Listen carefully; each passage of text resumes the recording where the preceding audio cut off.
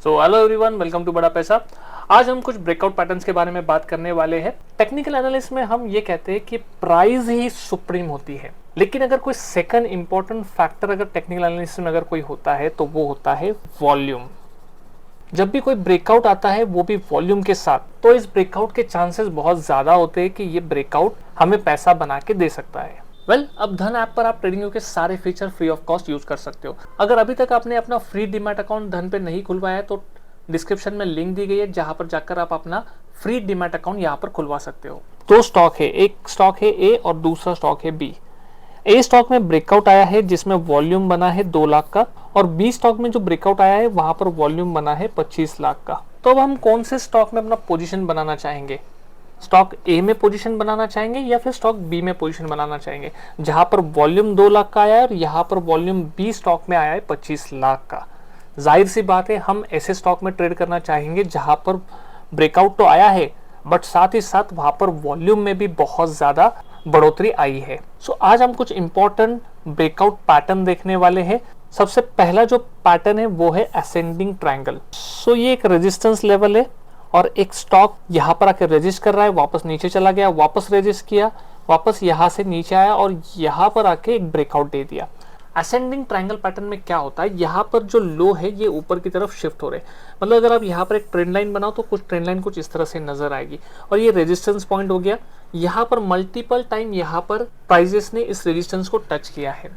जब कोई प्राइस बार बार ट्रिगर होती है तो वो जो रेजिस्टेंस पॉइंट है वीक हो जाता है। तो यहाँ पर फर्स्ट टाइम टच किया, यहाँ पर सेकंड टाइम किया, यहाँ पर थर्ड टाइम किया, और जब नेक्स्ट टाइम जब ब्रेकआउट आया तो यहाँ पर इसको क्रॉस करके बहुत तेजी से चली गई। एक ट्रेडर की नजर हमेशा ब्रेकआउट के साथ उसकी नजर होती है वॉल्यूम के ऊपर। यहाँ पर वो देखता है कि यहाँ पर बहुत छोटा छोटा वॉल्यूम हुआ करता है और यहाँ पर सडनली वॉल्यूम में राइज हुआ है और यहाँ पर इस प्राइस को ब्रेक किया है। मतलब ट्रेडर को ये कंफर्मेशन मिल जाता है कि अब ये प्राइस वीक हो गई है और अब इस प्राइस के ऊपर अगर मार्केट निकल गया है प्लस वॉल्यूम भी आया है तो वो यहाँ पर बड़ी क्वांटिटी में यहाँ पर वो एंटर करता है। अक्सर ये टेक्निकल एनालिसिस में कहा जाता है कि कोई प्राइस को अगर मार्केट बार बार रेजिस्ट कर रहा है तो वो एक स्ट्रॉन्ग रेजिस्टेंस पॉइंट है।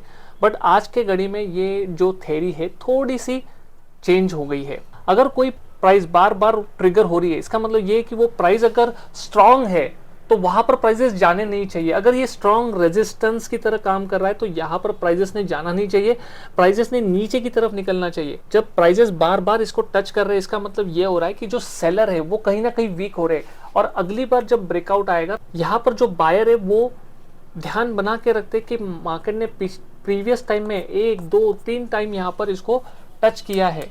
अगर मोर देन 2-3 टाइम्स अगर वो किसी प्राइस को टच कर रहा है इसका मतलब ये है कि वो प्राइस अब वीक हो गई है।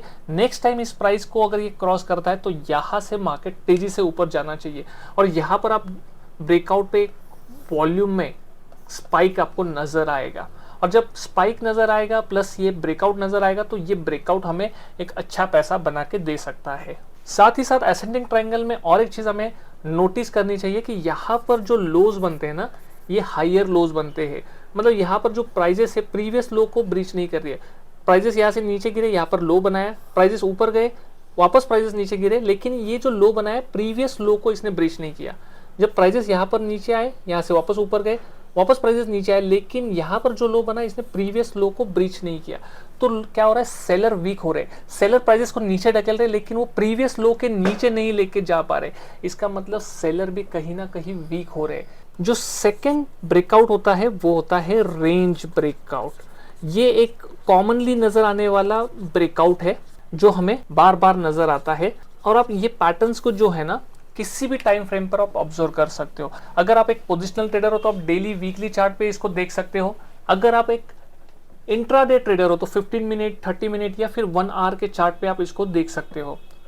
डिपेंडिंग अपॉन आप किस तरह के ट्रेडर हो उसके हिसाब से आप अपने टाइम फ्रेम को सिलेक्ट कर सकते हो। लेकिन जब हायर टाइम फ्रेम पर कोई ब्रेकआउट आता है, कोई पैटर्न का ब्रेकआउट आता है तो वो बहुत अच्छे से काम करता है।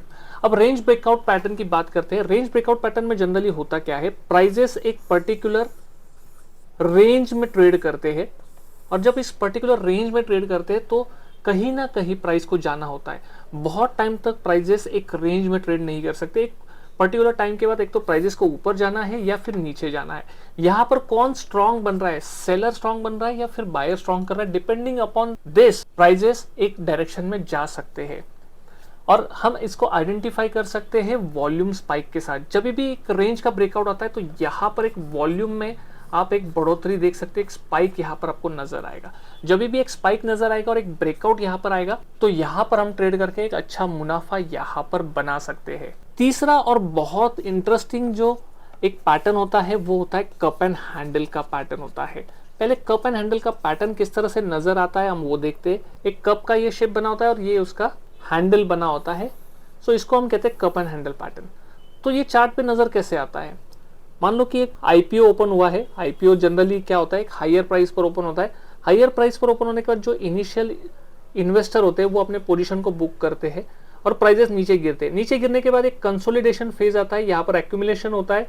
एक्यूमुलेशन होने के बाद प्राइजेस ऊपर जाते हैं और यहाँ पर जिन्होंने एक्यूमुलेट किया था वो लोग अपना यहाँ पर प्रॉफिट बुक करते हैं। प्राइजेस थोड़ा नीचे गिरते हैं, लेकिन यहाँ से दोबारा एक स्पाइक यहाँ पर आता है और यहाँ पर एक ब्रेकआउट यहाँ पर नजर आता है और यहाँ पर आप एक वॉल्यूम में भी स्पाइक आपको नजर आएगा। और ऐसे स्पाइक पर अगर आप एंटर करते हो तो आपको यहाँ पर एक अच्छा प्रॉफिट हो सकता है। अब जनरली लोग पूछते हैं कि यहाँ पर टारगेट हम क्या रख सकते हैं। हमारा पहला टारगेट जो होना चाहिए, अगर आप एक शॉर्ट टर्म ट्रेडर हो तो आपका जो टारगेट होना चाहिए, ये जो हैंडल बना है इसका जो हाइट है ये आपका टारगेट यहाँ पर होना चाहिए। अगर आप एक लॉन्ग टर्म इन्वेस्टर हो तो आपका जो टारगेट होना चाहिए, ये जो कप का जो हाइट है, ये कप का हाइट आपका टारगेट होना चाहिए। सो अब धन पर किस तरह से आप वॉल्यूम को लगा सकते हो, तो सबसे पहले आपको यहाँ पर इंडिकेटर्स पे जाना है। इंडिकेटर्स पे आपको क्लिक करने के बाद यहाँ पर आपको टाइप करना है वॉल्यूम, टाइप करना है। वॉल्यूम पे क्लिक करने के बाद जैसे आप वॉल्यूम पे क्लिक करोगे तो आपको नीचे यहाँ पर वॉल्यूम आपके स्टॉक के ऊपर लग जाएगा। तो जैसे ही आप स्टॉक को ऑब्जर्व करोगे, कहीं पर भी ब्रेकआउट अगर आपको स्टॉक में नजर आता है तो वहां पर एक आपको वॉल्यूम स्पाइक आपको नजर आएगा। सो आप सबके सामने आईटीसी का वीकली चार्ट ओपन है और यहाँ पर एक 2017 पे एक रेजिस्टेंस लेवल बना था और रेजिस्टेंस लेवल के बाद यहाँ पर आईटीसी में हमने देखा कि कंसोलिडेशन, बहुत लंबा कंसोलिडेशन फेज आया। उस कंसोलिडेशन फेज के बाद यहाँ पर एक छोटा सा हैंडल बना और यहाँ पर उसके बाद ब्रेकआउट आया। सो ये बहुत एक क्लासिकल एग्जांपल है कप एंड हैंडल का ब्रेकआउट का। साथ ही साथ अगर आप देखो तो वॉल्यूम में भी यहाँ पर बहुत अच्छा स्पाइक आया है। वॉल्यूम में स्पाइक आया है, मल्टी ईयर रेजिस्टेंस ब्रेक किया है। तो ये रेसिपी होती है एक अच्छे ब्रेकआउट की। अगर आप एक लॉन्ग टर्म इन्वेस्टर हो तो आप आईटीसी को कंसीडर कर सकते हो अपने पोर्टफोलियो में ऐड करने के लिए।